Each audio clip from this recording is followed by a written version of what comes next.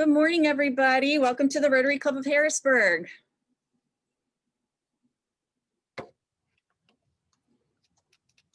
That was Hi, Andy. Hi, Gib. Welcome.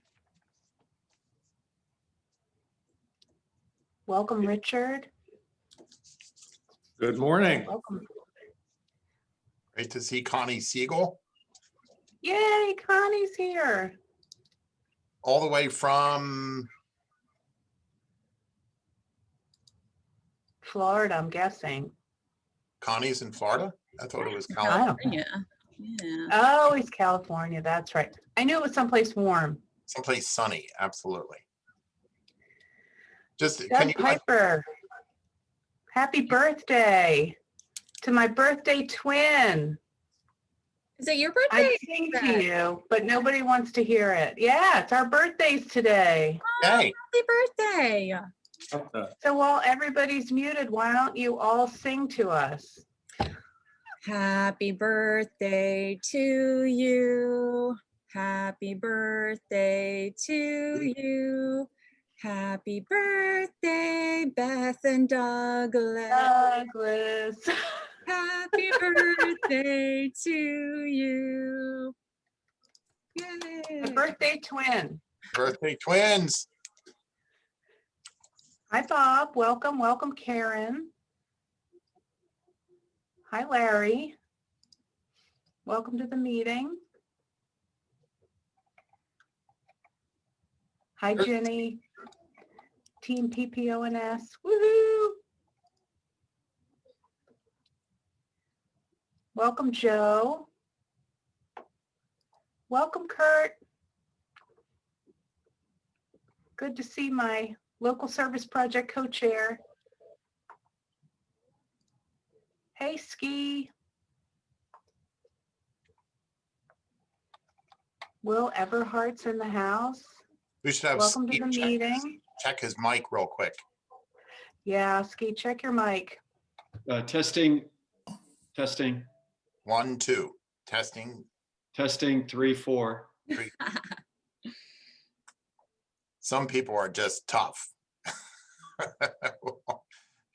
Good to see you though, Ski. Oh, you too, James, as always.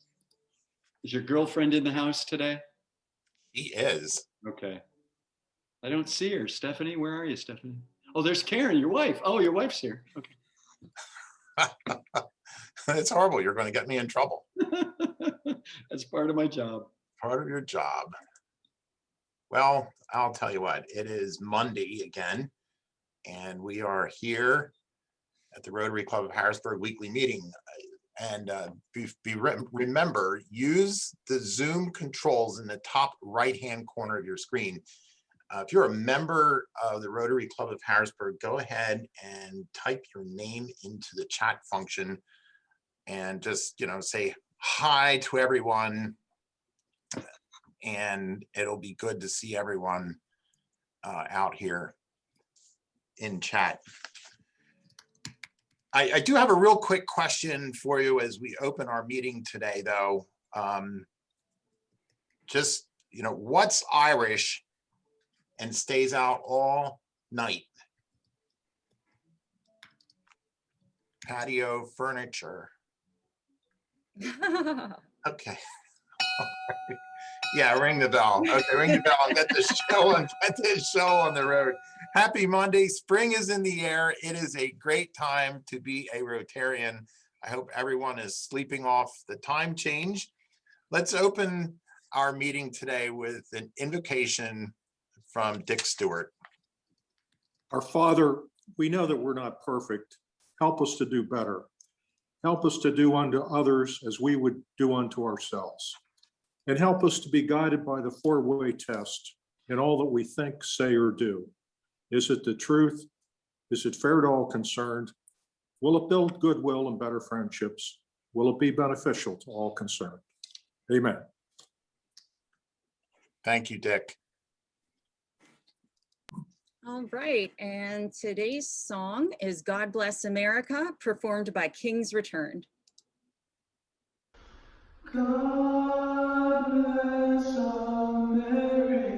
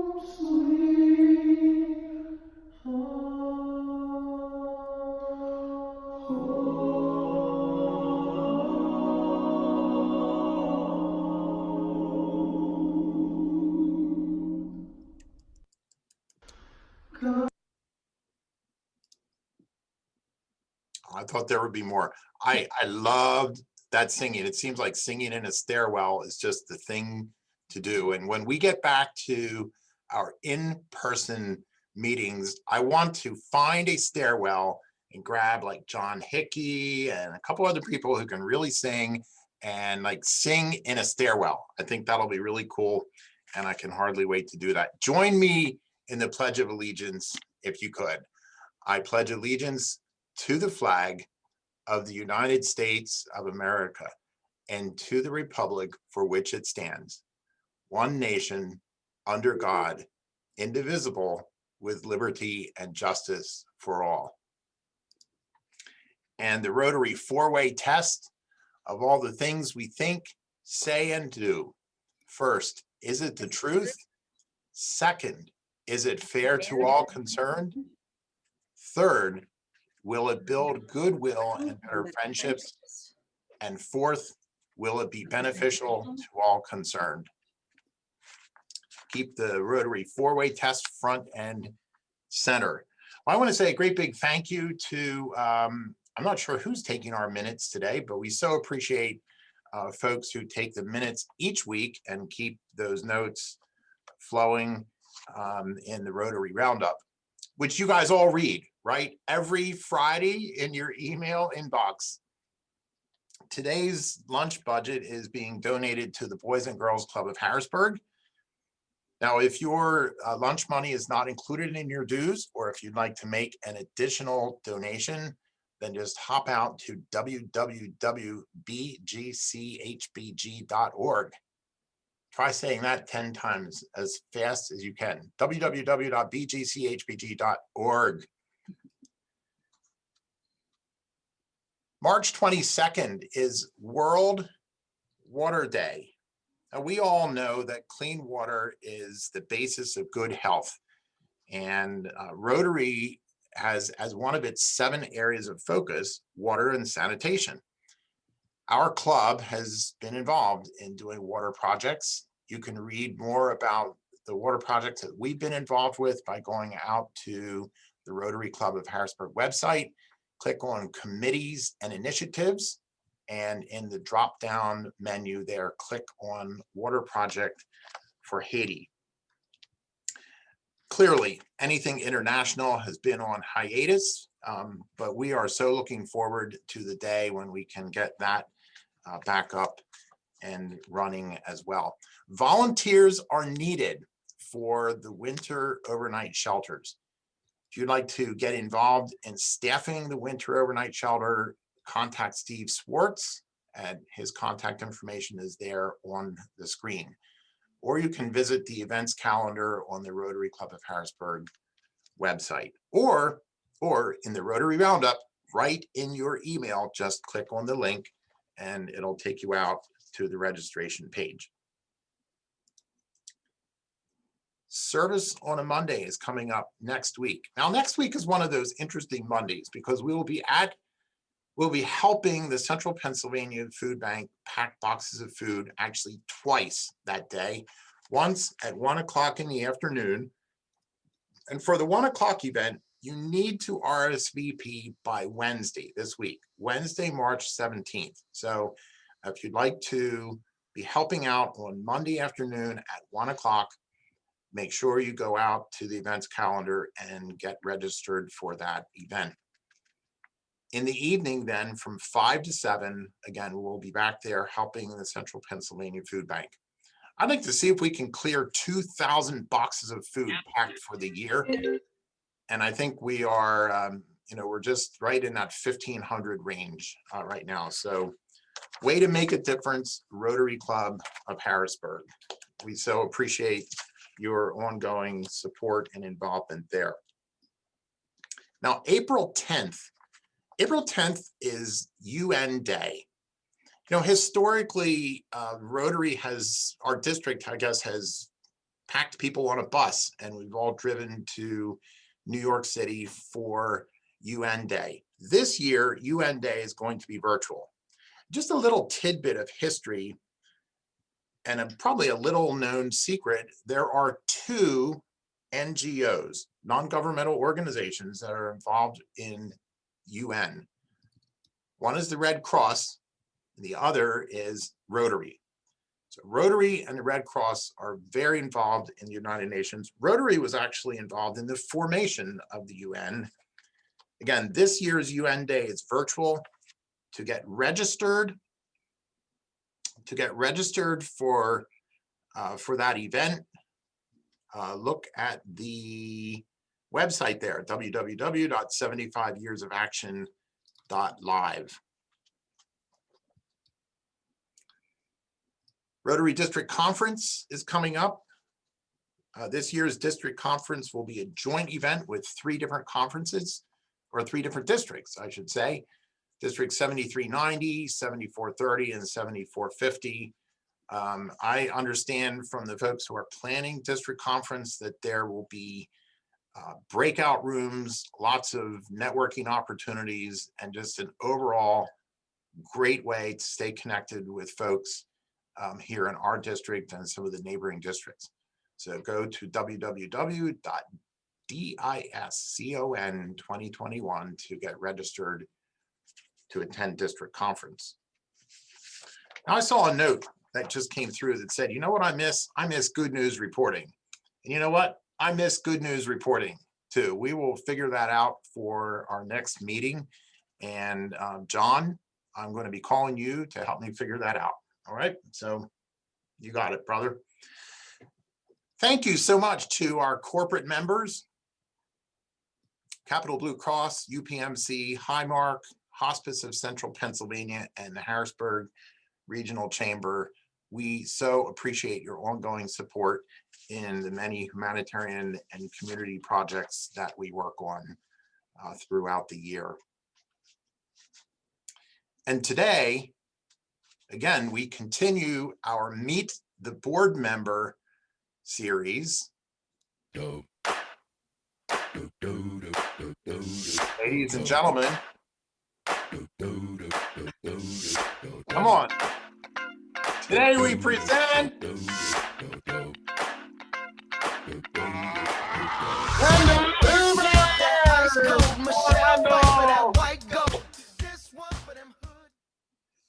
Thank you, James. Wow, that's quite a introduction. Love it.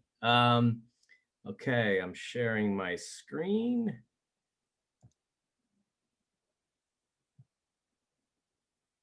All right, here we go. So this is let's start, Fred. Even before this, I'm a lifelong Central Pennsylvania resident. I grew up in, yeah. Did I just lose your screen share? I see it. Is it? Okay. It's good to me. All right. Sorry to interrupt. Back to you, Wendell. Not a problem. Lifelong, I grew up in right outside of Mount Gretna in the middle of the woods. I went to Annville High School. My parents still live in Annville on Main Street, actually. My mother has a little flower store called the Flower Garden, and my father is one of the owners of Umburgers. If you've ever been through Fontana, there's a very little community there, and it's a farm and hardware store. So grew up in Annville, small high school, and went to college at Messiah College. So again, I didn't leave Central PA. And after college, I was, my major in college was business and economics. And I did an internship during college at a financial planning firm. And I decided that's what I wanted to do. So I got all my licenses and loved doing that. Meeting with people was great. I did that for about eight or so years. And at the same time, though, I was always interested in real estate. So I eventually I started to buy a few properties and just got interested in real estate, and eventually moved to Harrisburg, sort of on a whim. Didn't really know anything about Harrisburg City, had never lived in Harrisburg City or lived in a city for that matter. But that was almost exactly 20 years ago this year that I moved to Harrisburg. And when I moved there, I just got the real estate bug even more. So I started to fix up houses sort of on my own and keep some of them as rentals, sell them out as I fixed them up. And soon after that, I met my wife, Brenda, who is in the photo here. So we've got plenty of family photos coming at you now. So we was just us for a while. Then we had a small child. That is our child, Alexa. That is her real hair after being the day of birth. And eventually we had another child. So my oldest child is now 9, Alexa. And then Mackenzie was born, and she is now 6. And these are some older photos. We love traveling together. We've done many excursions here and there, more family photos. We live in the city and we live at Italian Lake. So we take a lot of bike rides. There's a lot of great streets, Green Street, 2nd Street, with big wide open streets. And so we enjoy that. And that's just some family photos here. My time in Harrisburg, as soon as I moved to Harrisburg, I didn't really know anyone, honestly. And when I moved, I became involved with Harrisburg Young Professionals. On several committees, and then I was on the board. I became president in, I think, 2008. And I've always just loved Harrisburg. So I've always liked to be involved with things that help the city itself. And so I've always been involved with different nonprofit organizations that have to do with the city. And that's one of the reasons I love being part of Rotary. Everything we do is Harrisburg based, and I just love giving back time. I'm currently on the board, additionally, with Habitat for Humanity, Harrisburg, and BHA, both in the housing realm. I'm a realtor locally here for the last 15 years or so. So our latest addition to our family is Noah. He is now 5. We have had him for about 2 years. He was a foster son. And there's the whole family a couple years ago. And we love dressing up for Halloween. So this is maybe 2 years ago now, because we didn't do much last year, obviously. But we always dress up, and our neighborhood's very easy to go trick-or-treating in. We're big sports fans. At least I'm a big sports fan. So anything involved with sports, playing or doing, I'm typically involved in. There's me at a Phillies game, a lot of Philly sports fans, of course. And I coach the soccer team. There's our dog. There was our dog. We have a new dog now, as of this week, and I'll show him a little bit later. But during COVID, we've become RV people. So we've rented several RVs, and this is our trip last year. We went to Noah's Ark. So that's an actual ark that someone has recreated. It's in Kentucky. So if you ever have a chance to go, it is pretty unbelievable. But it is an actual ark.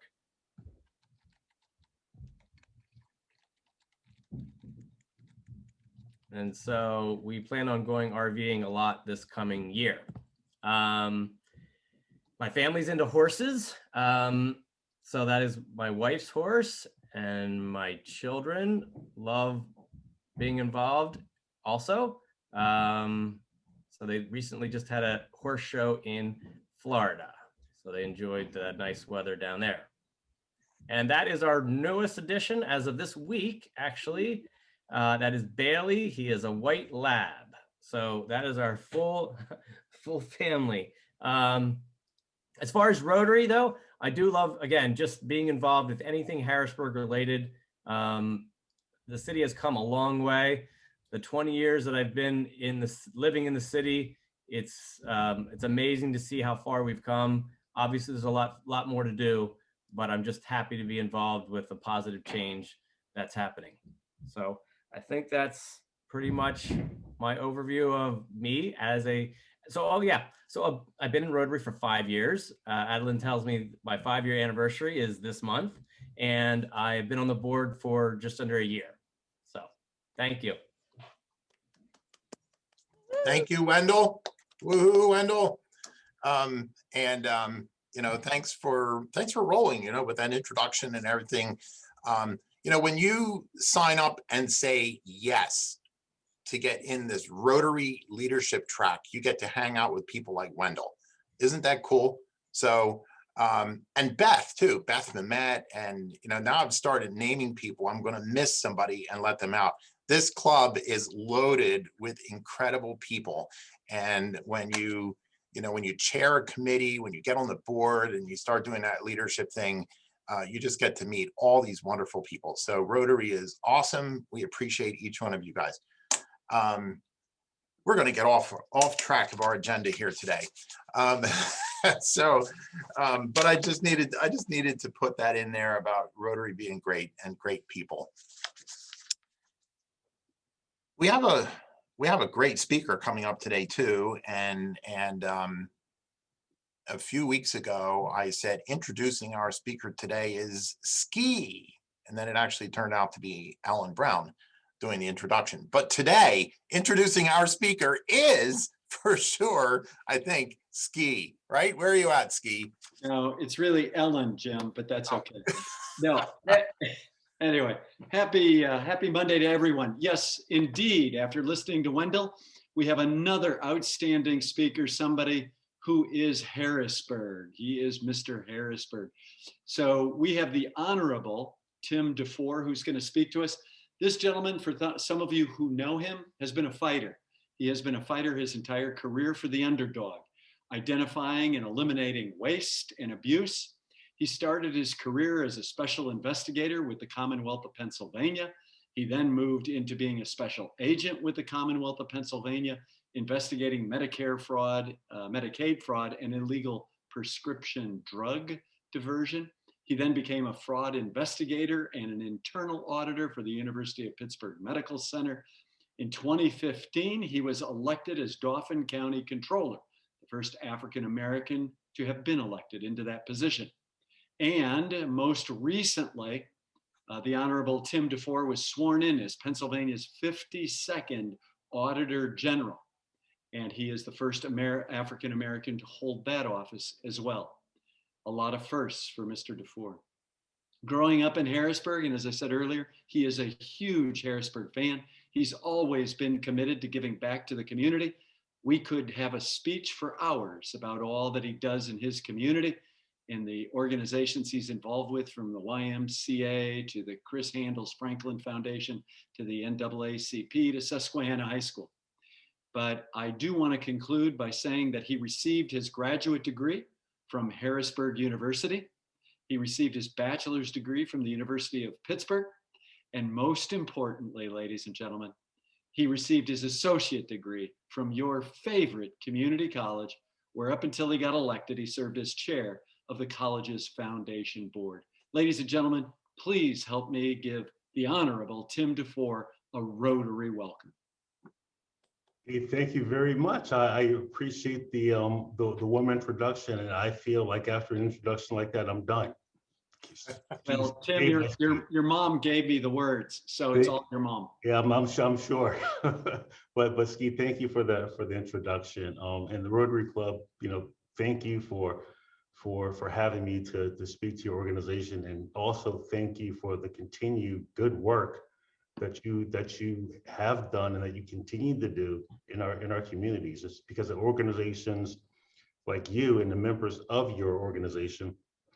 And like when I heard Wendell's speech tell me a little bit about him, well, telling us a little bit about him, I'm like, wow, that's impressive. So if he's a microcosm of your membership, it's no wonder the Rotary Club has done some of the things that you've done. So you continue to do what you need to do. So thank you very much. So there's a lot of people on this call who don't know who I am. I mean, of course, I know Ski and Richard Utley, I believe Joe Arthur, and a few others, Dick Stewart, a few others that I know and have met throughout the years. But a lot of you really don't know who I am. So what I've been doing as I've been doing these Zoom calls, I've kind of been more or less having a conversation. and not necessarily giving a speech. I'd rather have a conversation than to give a speech. But if I could title this conversation or title the speech, it'd pretty much be, who am I and how did I get here? I mean, I'm pretty much known as a shy kid from Susquehanna Township who hated math, but now I'm the Auditor General. So there's an interesting story behind that. So I just want to spend a few minutes just kind of telling you guys about who I am and how I got here. And as Guy mentioned, I'm originally from Ohio. I was born in Toledo, Ohio, moved to central Pennsylvania with my family after my dad got transferred when I was about 5 years old. And I used to spend my summers in Ohio with my uncle Robert. And my uncle Robert was the union shop steward of the Lordstown Chevrolet plant. The plant that, if you're on the Ohio Turnpike, right before you get to Cleveland, you would pass it and it would be off over to the right. And that's the one that closed down, I believe, 2 or 3 years ago. Well, my Uncle Robert for 25 years was the union shop steward.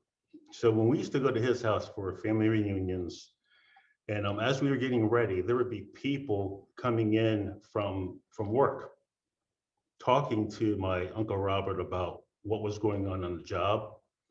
And then as they would talk about, those things, and some of those things I didn't really understand because I was a young kid, didn't really understand it.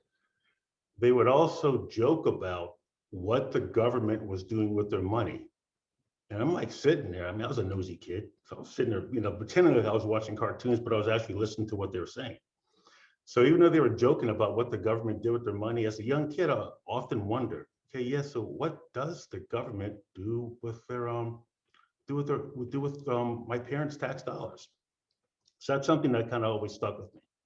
And as I got older, I realized that was going to be my life's mission, was to see how now our tax dollars, my tax dollars were being spent by the state, federal, and local governments. There was one problem with that. I was a horrible student and I hated math. Not only did I hate math, I was bad at it. So a couple of things happened. First thing that happened, first hurdle, was to get over the fear of me being a horrible student. That happened at Harrisburg Community College. Go ahead, Ski.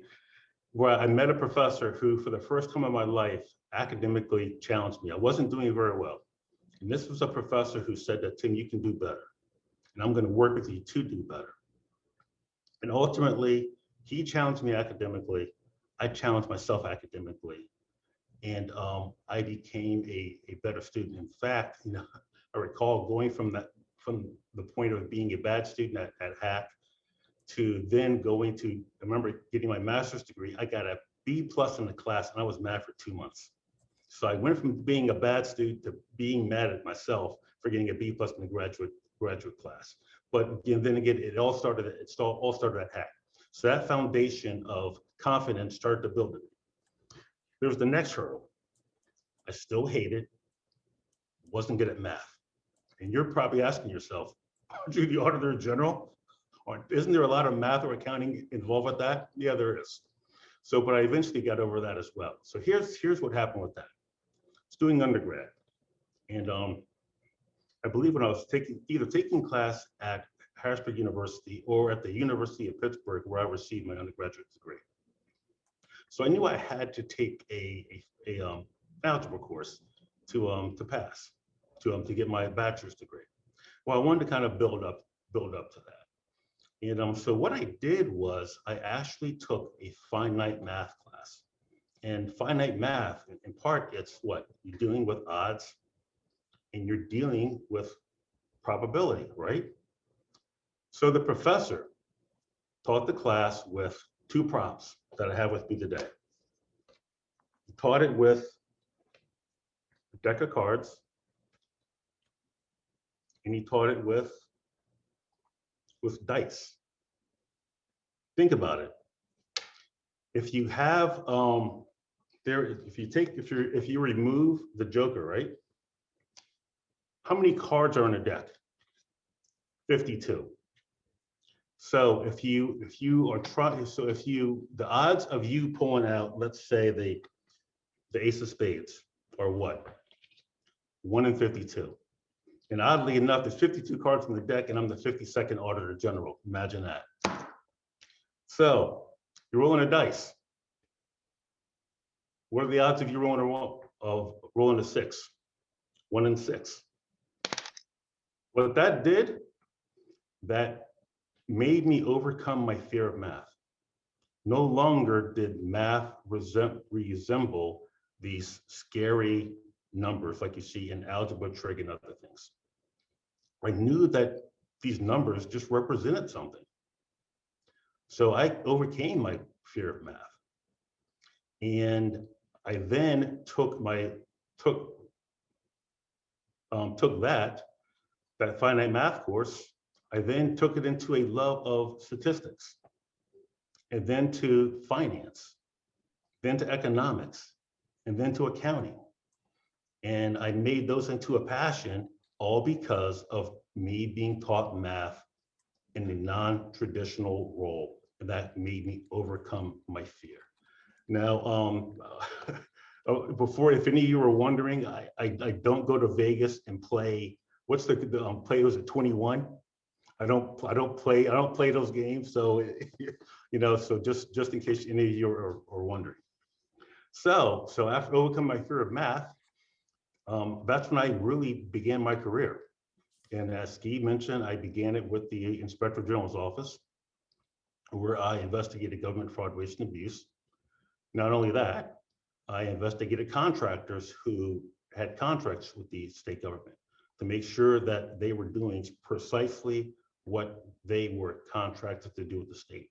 And if they weren't, then I would report that by way of a report, which would be submitted to the governor's office and to the department in which this particular contract was under. It was at that time I was then asked by the Chief Deputy Attorney General to work on a voter fraud task force in Philadelphia with the Attorney General's office. I guess I did a pretty good job because I was then recruited by the Attorney General himself to work there, and I chose to work for the Medicaid fraud control section. And the reason why I chose to do that is because, again, it goes back to my childhood experiences, is wanting to know what exactly or how exactly our tax dollars are being spent. And healthcare, if you look at what's going on today and how much of our tax dollars are being spent on healthcare, it's way more than 50%. So I wanted to assure that those healthcare programs, those government healthcare sponsor programs were in fact being run the way that they should, and to recover any funds in case that they weren't. And also during that time, I spent several years with the Bureau of Narcotics, investigating prescription drug diversion. And most of that time I actually spent 4 or 5 years I spent undercover, doing those types of investigations as well. Once I retired from there, I then went to work for UPMC Health Plan, where I helped build their fraud and abuse department. Again, looking at fraud within the government-sponsored healthcare programs, but also with regards to commercial insurance. And I then started to get involved with a little bit of fraud. When I say fraud, I'm talking about check fraud, bank fraud, and all types of fraud relating to, again, the healthcare industry. So from there, I was then again recruited by a couple of federal contractors in the Washington, D.C. area to audit the auditors. And let me tell you, being a career auditor, and I've been doing this for about 30 years, there's one thing that auditors really, really hate, and that's to be audited. So here I am auditing the auditors. And needless to say, I didn't get invited to a lot of Christmas parties. I don't recall receiving any Christmas cards. And people didn't exactly have a smile on their face when they saw me coming down the hall. But, you know, as I always say, well, I always would tell them, and sometimes I would joke, and they didn't think my jokes were funny. I would say, I'm from the government, I'm here to help you. So, and sometimes that really doesn't go over very well, but it was my way of trying to break the ice. But my responsibilities there were, again, to audit accounting firms and consulting firms who had contracts with the federal government, to assure that these firms and contractors had the appropriate staff with appropriate experience and appropriate credentials to do the job in which they were contracted for. Think about it. If the federal government is going to spend millions upon millions of dollars hiring contractors, they're going to want to know, okay, they say that they have the staff to do this job. They say that they have the subject matter experts to do this job, but they needed auditors such as myself to assure that that was happening. And that was one of the things that I did. And that, to be perfectly honest, that was one of the things up until now that I really, really loved. So there I am, auditing the auditors. So 2015 rolls around. And I'm one of those persons that if you had asked me back in 2014, if I had ever considered getting involved with politics, I would have said, you're crazy. No way. No way am I ever going to get involved with politics. Well, life is kind of funny. So early 2015, I was approached to run for Dauphin County Controller. And the first 3 times I said no, because again, I didn't want to get involved with politics. But sometimes you find politics, and other times politics finds you. And this time politics found me. And I looked at what the job entailed, and it involved everything that I had been doing my entire career. And at that time, I've been doing it for 25 years. And but it also involved working with the community, which is something I had also done my entire career. And I'm going to talk about that in a few minutes. So there were my 2 loves: auditing and giving service back to the community. And I couldn't say no to those 2. And I mean, even though, you know, I love what the county controller did, but I also realized that in order to get there, and in order to provide a service to my community at a higher level, I had to use the political vehicle to get there. So I ran, and I won. And I happened to be the first African American in the history of in the 240-year history of Dauphin County to ever be elected as a royal officer. And it's something that I'm extremely, extremely proud of. So I did that. There I am in Dauphin County. And one of the first things that I did was I created Dauphin County's first audit division. And in my first term, we saved Dauphin County taxpayers over $1 million. And we did that by recoveries and by savings and by putting contracts out for bid. And we were able to get the same quality of work, but at a reduced rate. So my first term, I was able to save $1 million. And that came about by creating the first audit division. The next thing I did was I changed the way that Dauphin County reported its finances. Initially, Dauphin County would do an independent audit, which it's required to do every year.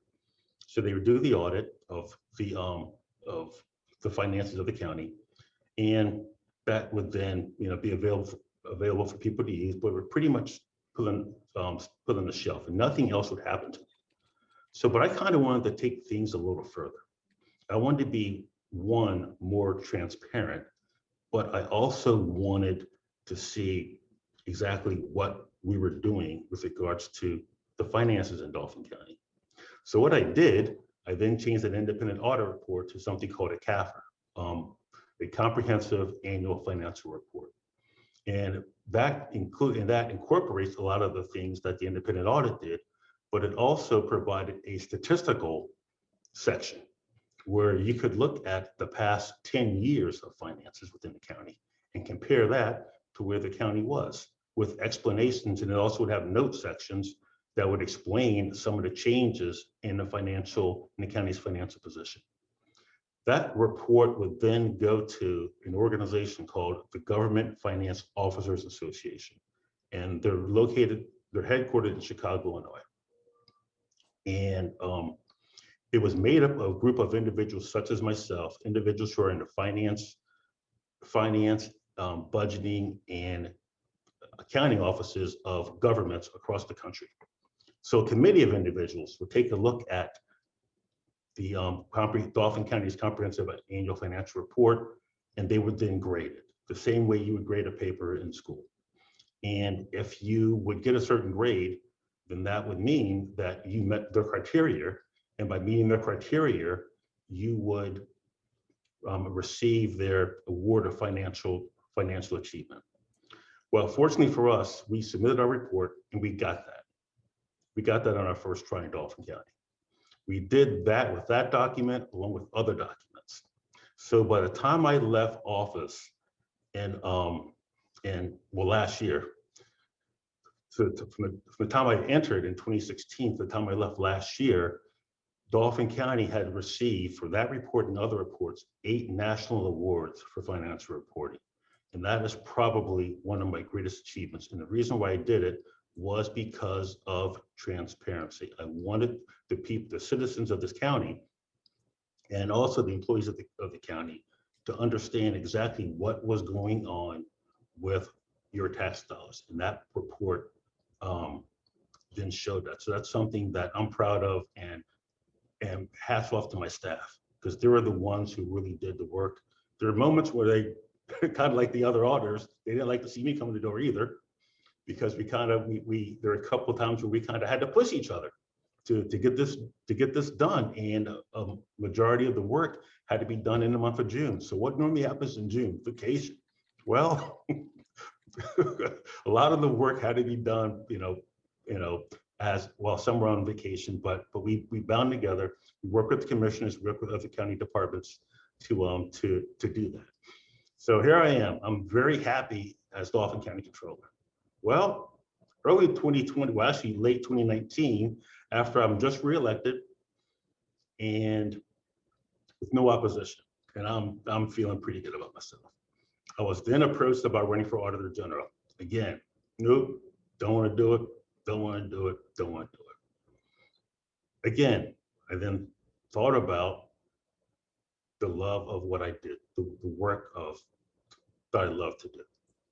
And I then thought about my experiences in Dauphin County, the difference that I made there.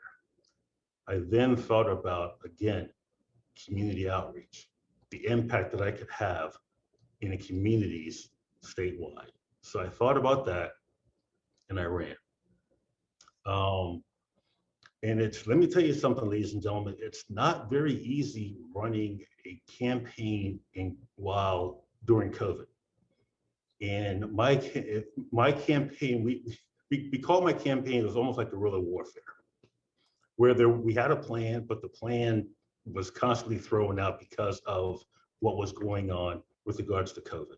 And actually for a while, I actually suspended my campaign because I didn't want to be campaigning, whether it be Zoom or asking for donations when others were suffering, when others didn't know if they were getting paid or they didn't know they were going to pay their employees. So we suspended my campaign for a while. But I did what I had to do, crisscrossed the state, met as many people as I could, talked about my experiences the same way I'm talking to you about my experiences. And lo and behold, I won. So here I am, a kid from Susquehanna Township who hated math, is now your Auditor General. And I can't be more happy and more proud of to serve you. And one of the things that I've always done, and this goes right back to the mission of the Rotary Club, is I believe that we as elected officials, once you get elected, I mean, while we're campaigning and you see all these elected officials while they're campaigning, work volunteering at the food bank. I mean, doing this in the community, doing that in the community. And then after they win or lose, it stops. I've always had a very serious problem with that. And I've always been involved with the community. I've been involved with the community as long as I've been working, and it's something that I will continue to do. And one of the things that I've always said, and I don't mind telling you this now, is that I will never vote for an individual who has never served their community. Never have, and I never will, because you see them taking pictures while they're campaigning, and that's maybe the only time they serve their community. Well, in order to serve your community, you have to understand your community, and the only way to understand your community is to be part of your community. I mean, and so there's still things that I do now. One of the things that I try to do, and I love doing it, but it's been difficult lately, is the community where I live, Susquehanna Township, has a pantry. It's called Hannah's Pantry. And I try to volunteer in that as much as I possibly can. But since I've been in office, it's been difficult because a lot of things happen on Saturday mornings, and which may have to take me to another part of the state. But that's something I'm going to continue to do. I'm going to continue to do it as long as in office, and even once I'm out of office. So, you know, one of the things that I pledge to other elected officials is that continue to serve your community long, you know, while you're in office and long after you are out of office. And so that's a little bit about me. And I thought I'd leave a little time for some questions and answers. There's a lot of things that we're currently doing here in the Auditor General's office, and lately, whenever you hear somebody talk about something that they want to look at on the news, either it be a state rep or a state senator, you know, one of the things that they always say is, we're going to have the Auditor General do this, the Auditor General do that. I'm like, oh, great. You know, so, but that's one of the things that you know, that's one of the reasons why I ran to serve, and that's something that I'm going to continue to do, as busy as my life is. So with that being said, again, Rotary Club, I thank you for your invitation. Thank you for your time, and, you know, God bless you, and continue to do what you're doing, because you're doing some great things. So thank you. Thank you. Let's give it up for Tim DeFoor. I must tell you, you have successfully, Tim, today made audits sound, I mean, into an interesting story. So thank you. Yeah, well, that's what you do when you write an audit report. I mean, even though it's a technical report, but you're telling a story. You're telling a story about what happened. And that's early on in my law enforcement career, when I was having problems writing, when I was with the Inspector General's office, when I was having problems writing reports, that's what I was told. You're telling a story. Yeah. Yeah, it's a great story. We really appreciate your service. And I know, you know, you were talking about service, and I know you've been involved with 500 Men Reading as well, yeah. I think. Thank you for your involvement there. You're welcome. And you referenced Hannah's Pantry. We love Hannah's Pantry. I just wanted to ask you, as you look through some of the folks that have been so influential, I mean, you mentioned one of the professors at Hack, but, you know, who just name, say, one or two maybe of the folks that you would look at and say, wow, those people were really super influential in my life. A couple of them on this call, definitely Ski, Richard Utley, and I think I see Susan Anthony, and I hope I haven't missed anybody. But, you know, here's the thing: you go through life, and throughout certain parts of your life, you meet certain individuals, and those individuals will help you with regards to what you may be struggling with today, or something that you may be dealing with down the road. So, and you know, I can't, you know, talk about this without, you know, thanking my parents, you know, and, you know, especially some of the things that they had gone through in their life, and the fact that they raised 6 kids, sending 6 kids to college. And so you go through this life's journey, and you just kind of meet people who just help you along the way. But one of the things that I've always done, and I will continue to do before I make a major decision, I'll pray about it. I've always done that. I've always prayed. I've prayed about it. And if I didn't pray about it, I wouldn't have ran for auditor general, and I wouldn't have ran for controller. So that's one of the first things that I do. So I don't have all the answers. I really don't. So that's when you have to rely on others. Yeah. Thank you. So there's a note that came through here that said, James asked Tim who he portrays when he reads to kids. Oh, that one, Luke Skywalker. There's a video. I don't know if I did. Oh yeah, that's good. I did a video for the Dauphin County Library Association where we had to read a children's book. Mhm. And the book that I read I read a chapter out of the 5-minute Star Wars story. And I have a Obi-Wan Kenobi costume, the robe, the boots, the whole getup.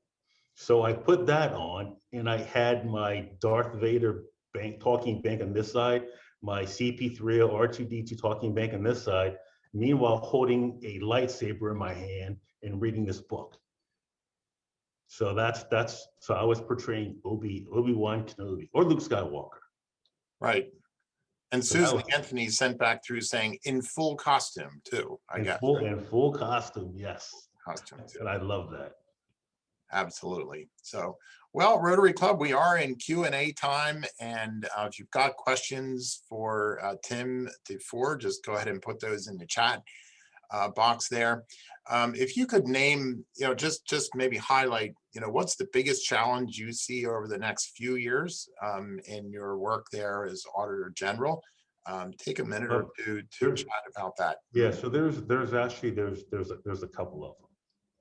And one of the things is, especially when talking about COVID, there's money going everywhere. And ultimately the funds that the state hands out, it's going to be my responsibility to assure that those funds went to where they're supposed to go to. And also the nursing homes. You've heard about what's going on in the nursing homes. And I, earlier today, I had a conference call with Senator Judy Ward, where we were just discussing that exact thing, how we're going to deal with that. And also there's the budget. Right now, the current Auditor General's budget, we are being funded the same way we were funded 20 years ago, which isn't good. The past 3 or 4 years, the Auditor General's budget has been cut 17%. Last year, 48 staff members retired, 48. None of them were replaced. And if you do the math, that accounts for 94,000 audit hours last year that were lost. We currently have almost 50% of all staff that's eligible to retire. 3 years, that goes to 70% of all eligible staff, 70% of staff here is going to be eligible to retire. So those are some of the things that we're dealing with now. So what we are planning on, depending on what happens with the budget, is an aggressive recruitment and retention campaign, where we're going to go to colleges across the state and actively recruit on campus. State colleges, historically Black colleges and universities, to talk to the students about what is it that we exactly do here and the opportunity that they can have by coming to the Auditor General's office. So right now, those are probably the most, and they're pretty pressing. Those are some of the most pressing things that I'm going to have to deal with. So I've met with members of the House and Senate Appropriations Committee. We're well aware of it, and I'm going to continue to have those meetings right up until it's time for me to testify about the budget. Thank you.